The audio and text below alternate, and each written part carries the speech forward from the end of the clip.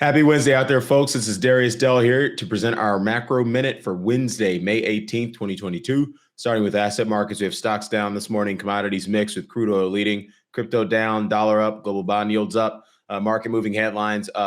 Big story out of yesterday's Wall Street Journal live event with Fed Chair Jerome Powell. He said that we need to see inflation is coming down in a clear and convincing way, and we're going to keep pushing, i.e., tightening, until we see that.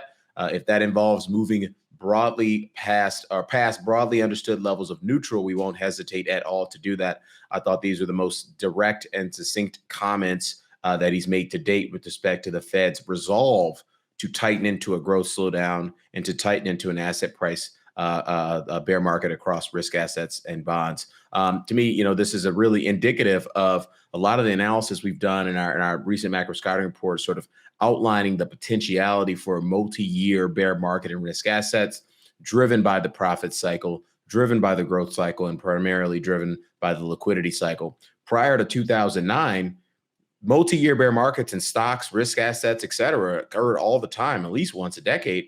So it's very rare, to see, maybe with the exception of the 1990s, but it's very rare to see this sort of, kind of uninterrupted, unimpeded, liquidity provision that we've seen out of the G5 central banks in this post-crisis era. And obviously inflation being the principal mandate for a lot of the key central banks, Fed, ECB, Bank of England, and obviously the People's Bank of China.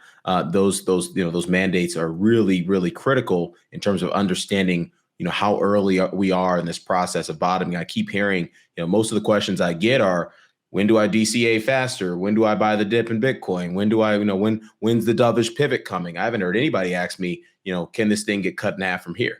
And to me, I think when you get to that level of sentiment, that level of implied positioning, that's when you start to look for not quote unquote blood in the streets, but for the actual ambulance sirens of liquidity provision. We are a long way away from that. Just speeding it up a little bit.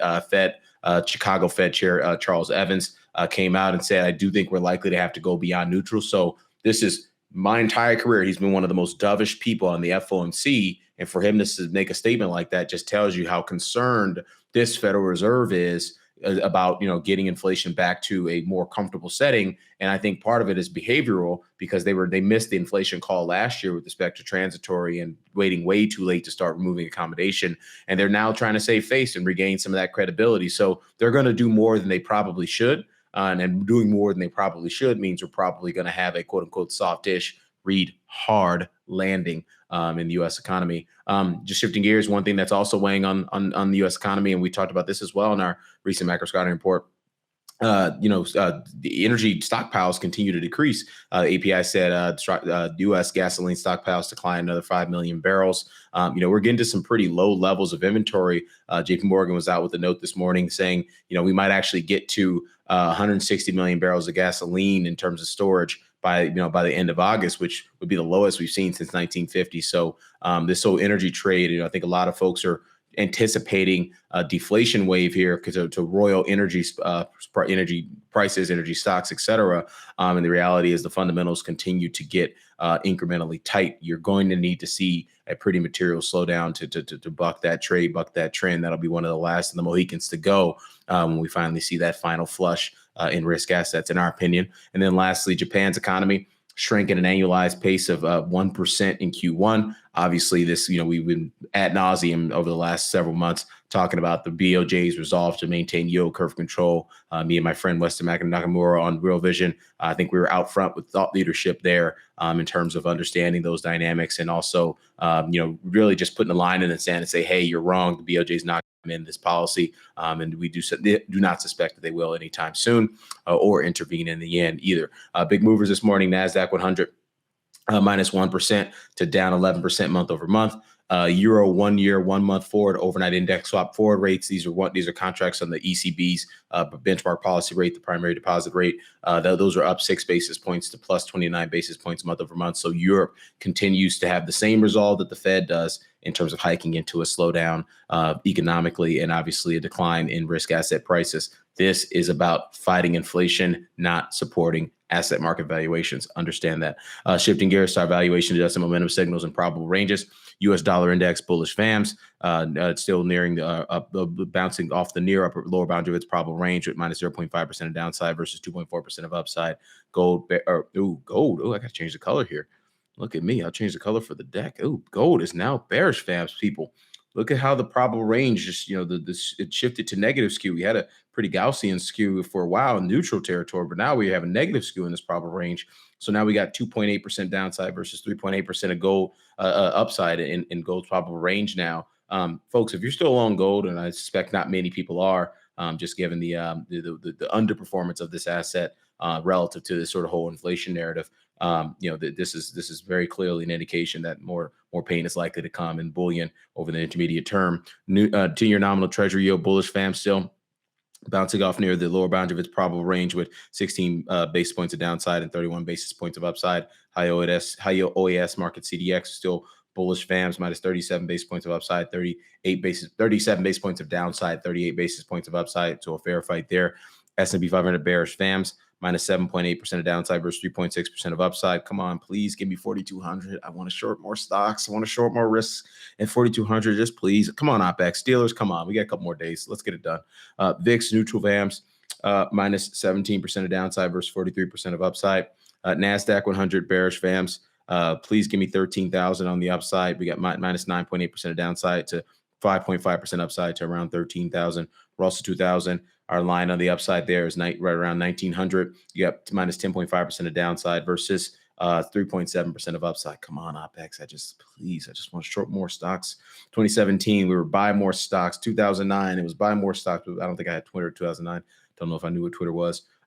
2013, probably is bull. We got fired by what at the time was the biggest macro fund, one of the biggest macro funds in the world for being quote unquote bombastically bullish in 2013.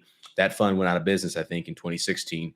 So, trust the process. Where we at here? Bitcoin, bearish VAMP still, minus 17% of downside in its probable range, 16% of upside. Ethereum, bearish VAMP still, minus 19% of downside versus 24% of upside in its probable range. Shanghai Composite, bearish VAMPs, hodling the upper boundary of the probable range. Folks, you know what that means. We're trying to get at least a phase transition to a volatility adjusted momentum neutral VAMPs state. But you got 6.3% of downside versus 0.5% of upside. It's probable range. Again, study China closely here. It's a pretty big, potentially at a pretty big inflection point economically and asset market wise as well. Neutral VAMs, WTI, crude oil, still raging bull. This consolidation chopped a lot of folks up. Didn't chop us up. We sold here and we sold here. We had some good trades here. Sold here, bought here, sold here. And we'll probably buy back on the next dip because I do believe in the energy story until we start to see the whites of the eyes on a real significant slowdown in growth. But if you want those signals, obviously subscribe because you're not going to get them on this program. Minus 15% of downside to the lower boundary of its probable range with 3% upside. Agricultural neutral VAMs, talked about this yesterday on the Bitcoin Magazine Twitter Spaces, and thanks for everyone who joined that. Holy cow. Was not expecting to see that kind of participation. Thousands of you joined, and we're really humbled and really appreciate everyone's attention and attention to the process. Again, I'm paying special attention to detail every morning, every day, grinding through all the data so that we can help you make better informed investment decisions vis-a-vis the cycle. 3 to 4 main cycles that matter: growth cycle, inflation cycle, profit cycle, liquidity cycle. There's other cycles, but those are the 4 big ones you got to get right if you don't want to get blown up, get your ass handed to you by macro, because macro tends to hand people's asses to them when those people are not paying attention to macro. Sorry, that was a tongue twister there. Anyway, you got 0.3% of upside versus 6.2% of downside. And then industrial metals. I mean, this thing is literally at the line before it breaks the bearish. It's hanging on by a dear thread. Maybe it wants to participate in this China recovery story out of COVID. Maybe the China recovery story out of COVID never happens, and maybe G is just shifting to martial law. Who knows? I heard that as a bear case the other day from a client, martial law, and it's actually not funny. I mean, it's actually pretty sad what's happening over there. So my thoughts and prayers out to everyone being negatively impacted by that man's political drive. But anyway, minus 1.2% of downside versus 8% of upside in its probable range. So with that, Darius Dale presenting our macro minute for Wednesday, May 18th, 2022. Best of luck out there. We'll catch you back here tomorrow. Actually, no, I won't be here tomorrow. I'm going to be offline tomorrow. I'll be in the air. So we'll catch you back here on Friday. Cheers.